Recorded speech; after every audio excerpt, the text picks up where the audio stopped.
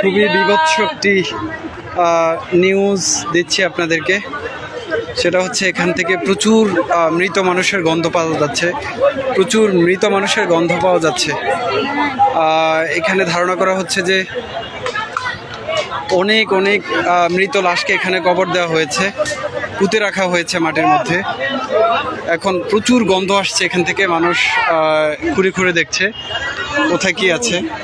প্রচুর এখানে গণকবর দেওয়ার শঙ্কা করা হচ্ছে।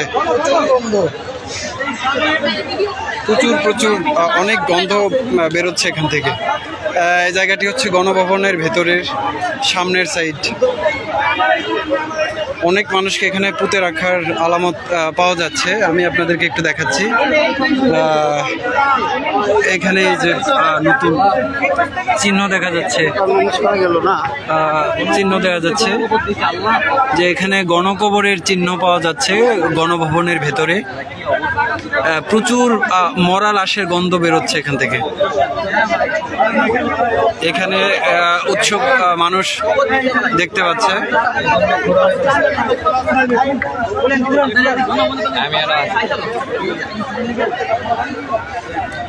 অনেক লাশের গন্ধ বেরোচ্ছে এখান থেকে।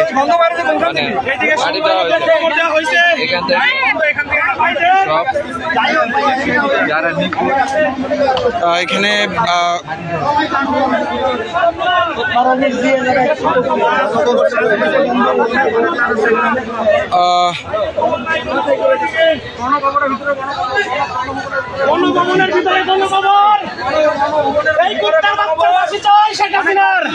ভাই এখানে আপনি কি শঙ্কা করছেন?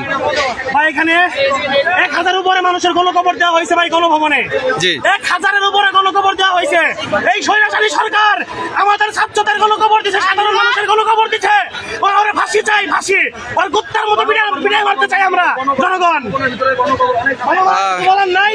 জি জি, ধন্যবাদ। ফাঁসি দেওয়া, ফাঁসি দিতে হবে ভাই। এখানে সবার দাবি একটাই, ফাঁসি দিতে হবে। জি, ইনশাআল্লাহ। জনগণের একটাই দাবি, সাধারণ মানুষের দাবি, আমাদের ছাত্রদের দাবি, সবার দাবি ফাঁসি চাই। আমরা আর কিছু চাই না, ফাঁসি চাই, ফাঁসি চাই, ফাঁসি চাই, ফাঁসি চাই। এই মুহূর্তে এখানে মানুষ ক্ষোভে ফেটে পড়ার মতো অবস্থা।